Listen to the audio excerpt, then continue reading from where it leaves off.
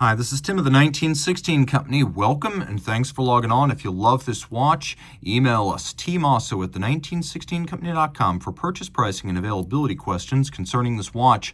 Sometimes you need to fall so you can pick yourself back up. And in 2008, launched in the midst of a global financial meltdown and probably too complicated and abstruse for its own good, the original Vacheron Constantin Quai was an impressive watch that never found an audience.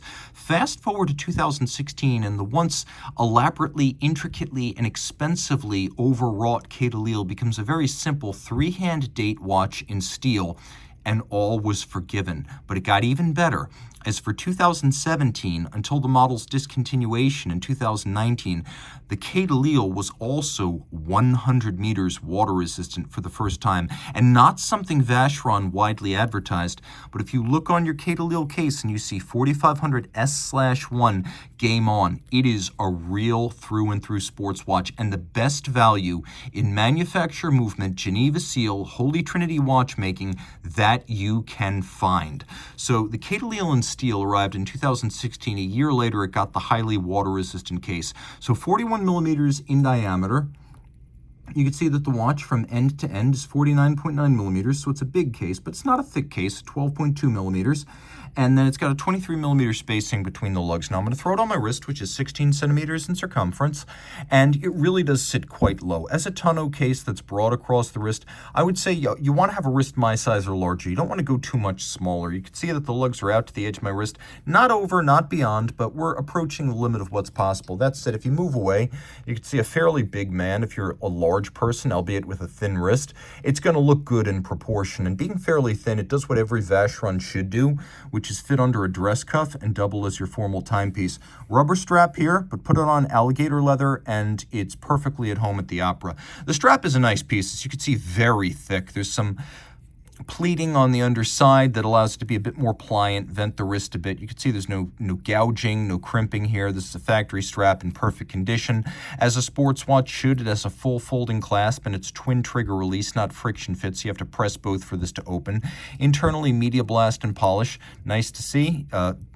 Watch that will be well anchored on your wrist, little Maltese cross motif on the buckle, reminding you that is the logo of Vacheron. In fact, you can see it in here too. So that will prevent it from dropping off your wrist. And then you can see the case has sort of a stepped set of lugs. This is one element that survives from the original version of the Quai which seemed to draw a little bit on the imagery of the 1930s, where you've got these tonneau cases in the era before the round wristwatch became the default style. And this was plausibly the wave of the future at the time. So this sort of combination of tiers and facets, it's very evocative of the towers of the era, the architecture of the era, most notably the peak of the Chrysler building.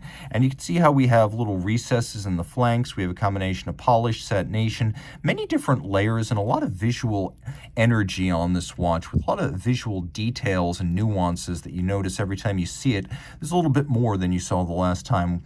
It's 100 meters, but it's still a push-down crown. You can see there's a Vacheron Maltese cross on the crown itself, and the bezel's almost flat with a little bit of loft to the cambered crystal. The dial's got two different sapphires, the one over the dial and then the one that sits above the date track. Now what's fascinating here is that the quickset moves the index and the dates themselves are fixed. So it's an orbital design just like that. And of course you can set everything if you wish to do so. It works just as well. Take a look at the hands. Notice how they're nickel anthracite coated and brushed to create a low glare aesthetic. How cool is that? You can also see that the dial has really good depth and it's nicely balanced. It doesn't have the chaotic asymmetry and visual dissonance of the original models. This is a really good looking watch, and the radial arrayed numerals and indices are part of a generously luminescent dial, and part of the fun is that you actually can operate the quickset in the dark quite easily.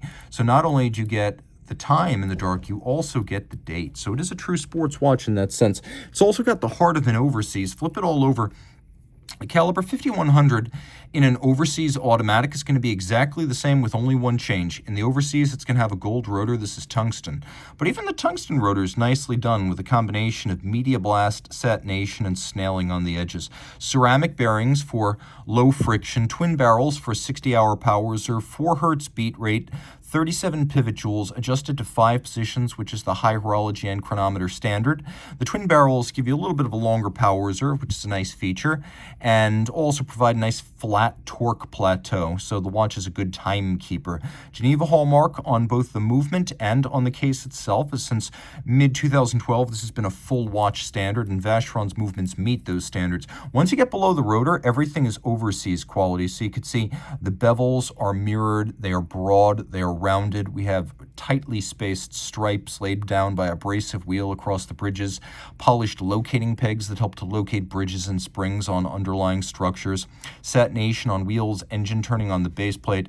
You can see that even the jewel countersinks have been internally beveled. The bevels really are quite attractive when you see them with the naked eye. There's a black polished cap atop the regulator, so it's both a very beautiful movement and a very good timekeeper. And of course, the same that you'll get on an overseas, but you'll pay a fraction to own this. Like I said, manufacturer movement, Geneva seal, Holy Trinity sports watch, and the market hasn't discovered these yet. Reach out to Team Mosso at the 1916company.com for purchase and pricing details.